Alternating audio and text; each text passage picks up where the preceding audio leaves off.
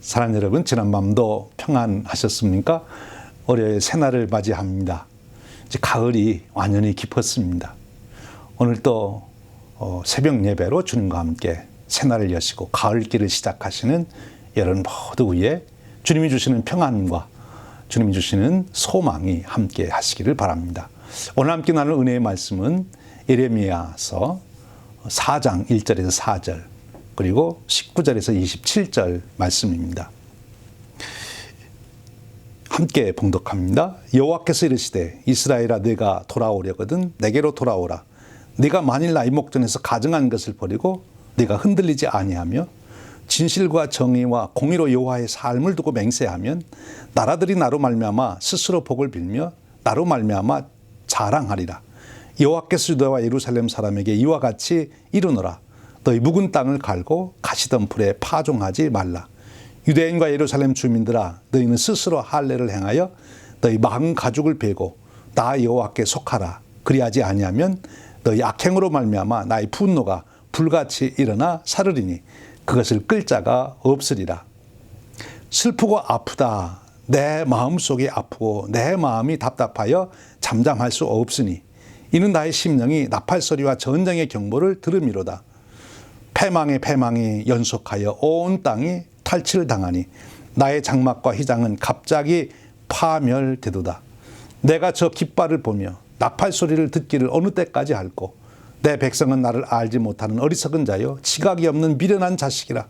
악을 행하기에는 지각이 있으나 선을 행하기에는 무지하도다.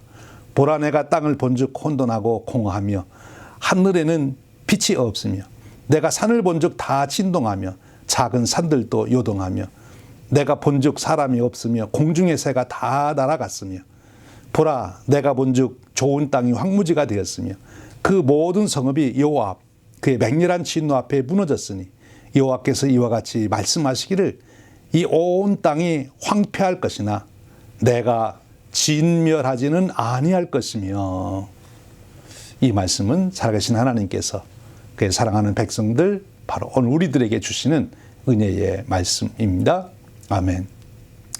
이러면 구약에 등장하는 소위 대선지자 3명 중에 한 사람입니다. 이사야, 에스겔, 예레미야 이 세 사람이 대선지자라 우리가 부르지요. 예레미야는 요시야 왕 13년에 예언자로서 부름을 받습니다. 그리고 여호아하스, 여호야김, 시드기야 이렇게 5 왕 기간 동안에 예언자로서 활동하게 됩니다.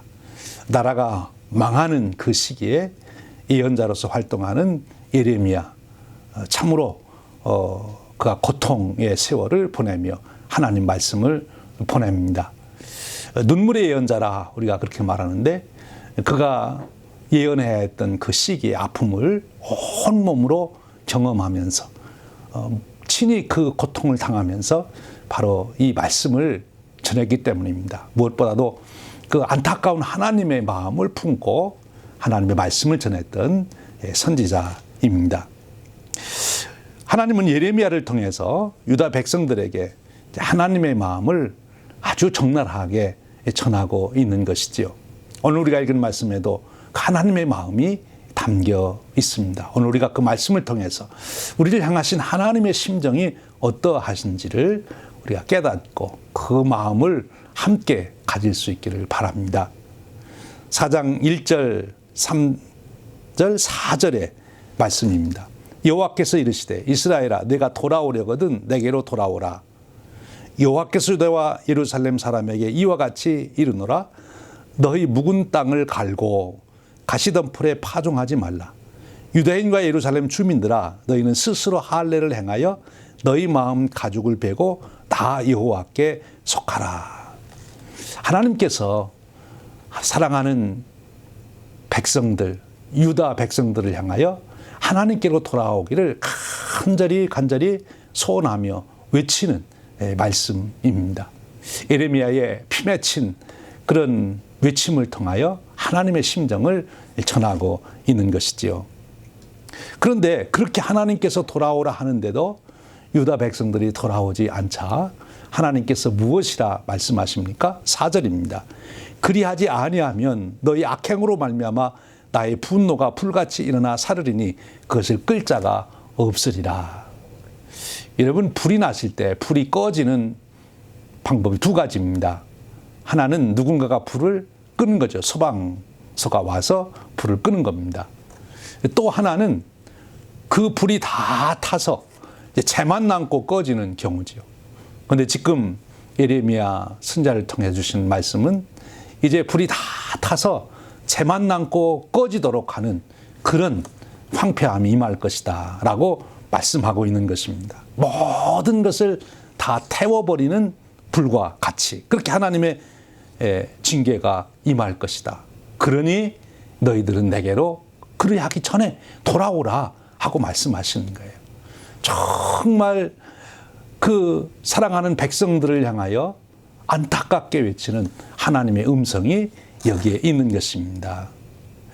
이제 예레미야는 하나님의 이 심판의 말씀이 그 백성들에게 성취되는 것을 보면서 하나님의 말씀이 성취될 때는 정말 말씀의 성취를 하여 기뻐해야 될 일인데 오히려 지금 이 말씀의 성취는 심판을 받는 말씀의 성취이기 때문에 지금 예레미야가 어떤 심정으로 이것을 외치는지 19절 이하에 나와 있습니다. 슬프고 아프다. 내 마음속이 아프고 내 마음이 답답하여 잠잠할 수 없으니 이는 나의 심령이 나팔 소리와 전쟁의 경보를 들음이로다. 이제 하나님의 말씀대로 남쪽 유다가 이제 심판받을 것, 전쟁으로 멸망당할 것을 바라보면서 이 예레미야가 슬프고 슬프다. 내 마음이 아프고 내 마음이 답답해서 잠잠할 수가 없다라고 외치고 있는 것입니다. 패망에 패망이 연속하여 온 땅이 탈출당하나니 나의 장막과 휘장은 갑자기 파멸되도다. 여러분, 전쟁에 패망된 나라의 백성들의 비참함을 보셨습니까? 이미 전쟁을 경험하신 분들은 또 아시지요. 그런데 우리가 그 월남이 월명에 의해서 멸망당했을 때 우리가 그 킬링 필드라고 하는 자료를 통해서 그 영화나 이런 것들을 통해서 우리가 그 현장을 보게 됩니다. 정말 킬링 필드이잖아요.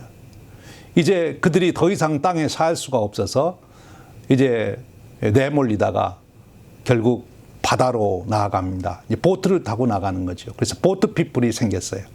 이제 보트를 타고 어딘가에 도착하려고 하는데 그 나라에서 받아주지 않고 그들을 바다로 다시 내몰게 됩니다. 그래서 바다에서 굶어 죽어가는 거죠. 참으로 비참한 일 아닙니까?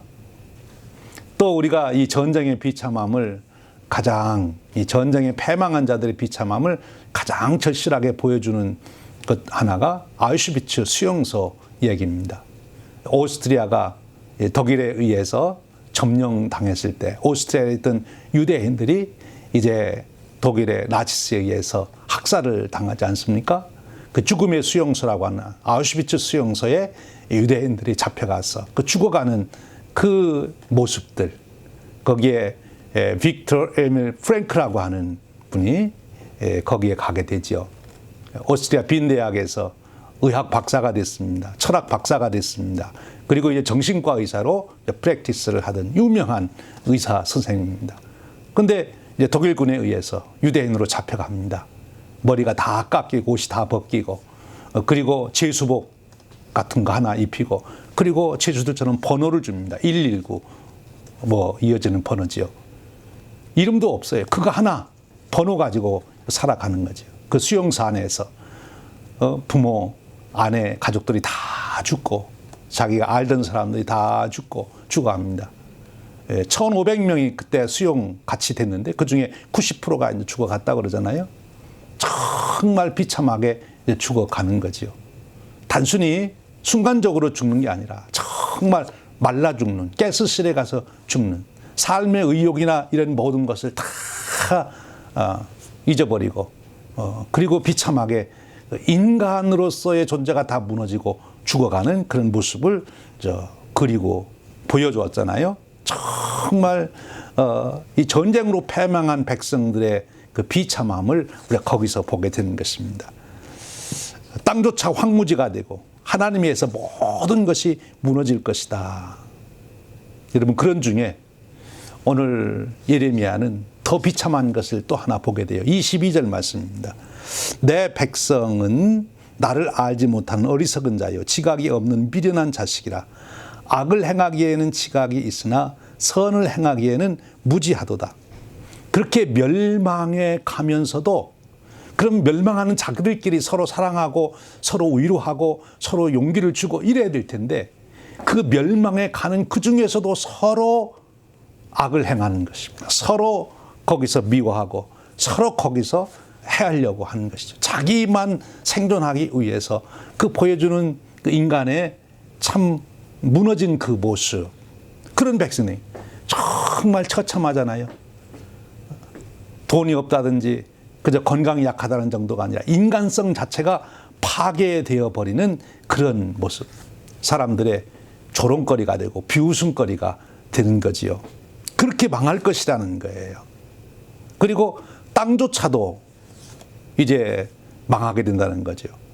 보라, 내가 땅을 본즉 혼돈하고 공허하며 하늘에는 빛이 없으며 내가 산들을 본즉 다 진동하며 작은 산들도 요동하며 내가 본즉 사람이 없으며 공중의 새가 다 날아갔으며 보라, 내가 본즉 좋은 땅이 황무지가 되었으며 모든 성읍이 여호와 앞 그의 맹렬한 진노 앞에 무너졌으니.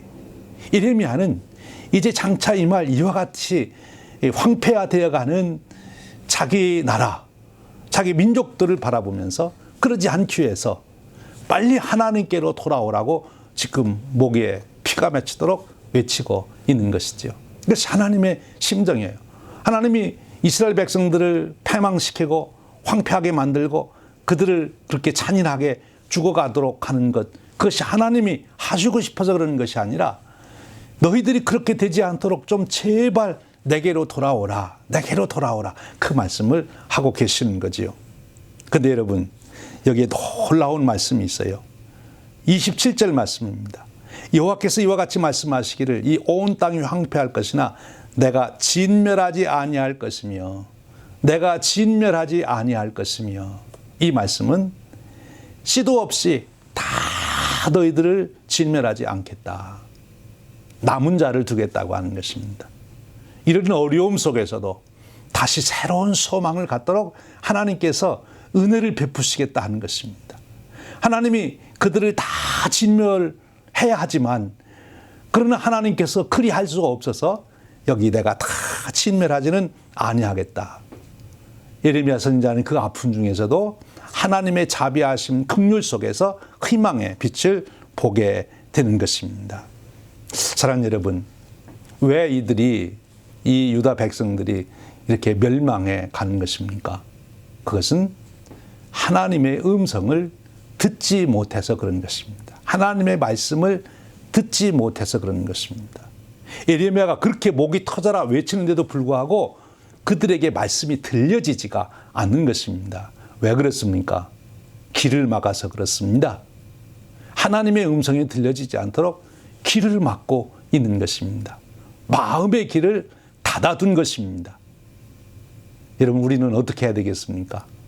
우리에게 가장 귀한 축복은 하나님의 음성이 들리는 것입니다.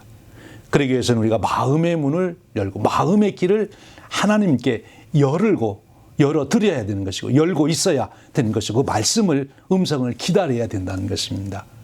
구체적으로 무엇을 말씀하십니까? 말씀을 묵상하는 것이지요. 말씀을 묵상하는 것입니다. 사랑하는 여러분, 이 가을에 이제 우리 하나님 말씀을 가까이 해야 되겠는데 말씀을 통독하는 것 참 귀한 일입니다. 말씀을 우리가 전체적으로 잘 이해해야 사실은 말씀을 묵상할 때도 그 말씀이 잘 내게 들어올 수가 있습니다. 말씀 통독이 참 중요합니다.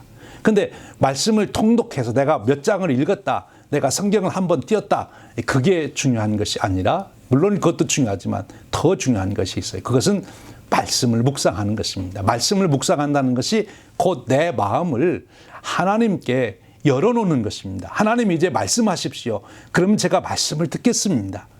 그리고 그 말씀을 듣겠습니다 하는 말은 하나님 말씀하시면 제가 그대로 순종하겠습니다. 하나님 말씀에 따르겠습니다. 그런 마음의 태도를 가지고 하나님 앞에 귀를 기울일 때 하나님 오늘은 제게 어떤 말씀을 주시겠습니까? 오늘 제가 무엇을 실행해야 합니까? 그런 마음으로 하나님 말씀을 읽고 묵상할 때 또 우리 주님의 사역하신 그런 일들을 마음속에 묵상할 때 하나님이 창조하시고 운행하시는 우주와 역사를 깊이 생각할 때 하나님께서는 우리에게 말씀을 주시는 거예요. 그 말씀을 오늘 우리가 들어야 한다 하는 것입니다. 여러분, 요즘 우리는 너무나 많은 소리를 듣습니다. 이제 스마트폰이 생겨서 참 좋긴 한데 눈만 뜨면 스마트폰 열어서 유튜브 봐야지요, 뉴스 봐야지요, 카톡 봐야지요.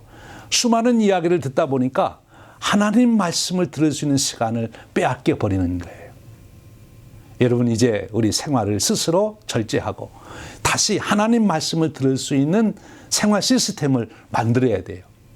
저도 다시 한번 제 생활을 금주부터 다시 점검하고 정리해보고 정돈하고 있습니다. 하나님 말씀 듣는 것을 가장 삶의 우선순위에 두고, 즉 하나님 오늘 또 말씀하시옵소서 라고 하는 그 시간을 가져야 돼요. 그 장소를 가져야 돼요. 그리고 길을 열어야 됩니다. 그래야 하나님께서 말씀해 주시고 그 말씀을 들을 때 오늘 우리는 하나님의 생명의 그 길을 따라갈 수 있게 되는 것입니다. 하나님 말씀에 마음의 길을 닫아버렸던 유럽이 벌써 하나님을 떠난 지가 오래고, 또 우리 미국도 점점 하나님 말씀에 마음의 문을 닫고 인간들의 소리에만 귀를 기울입니다. 정치 이야기, 경제 이야기 뭐 다 들어야 할 얘기지만 그러나 우선적으로 먼저 들어야 될 일은 하나님의 말씀을 듣는 것입니다. 오늘도 여러분의 삶 속에 시간을 정하십시오. 장소를 정하십시오. 그리고 하나님 말씀하십시오 하고 하나님 말씀을 듣는 그 시간을 꼭 가지시길 바랍니다. 그리하여야 우리 하나님이 예비하신 그 놀라운 삶을 이루어갈 수가 있는 것입니다. 그런 축복이 저와 여러분의 삶이 되시기를 주님의 이름으로 축원드립니다. 기도하겠습니다. 하나님 아버지, 감사합니다. 오늘 또 새날을 주시되 예레미야 선지자가 그토록 피맺히게 외쳤던 말씀이 오늘 우리에게 다시 들려지게 하시니 감사합니다. 이스라엘 백성들이 마음의 귀를 닫을 때 하나님의 음성을 듣지 못하고 멸망의 길로 갔습니다. 하나님, 저희들 마음의 귀를 열게 하시옵소서. 말씀에 귀를 기울이게 하시옵소서. 묵상하는 시간을 갖게 하시고 묵상하는 장소를 정해놓고 매일같이 하나님 말씀을 듣는 저희들의 삶이 되도록 이끌어 주시옵소서. 말씀하여 주시옵소서. 우리 주님 예수 그리스도 이름으로 기도하옵나이다. 아멘.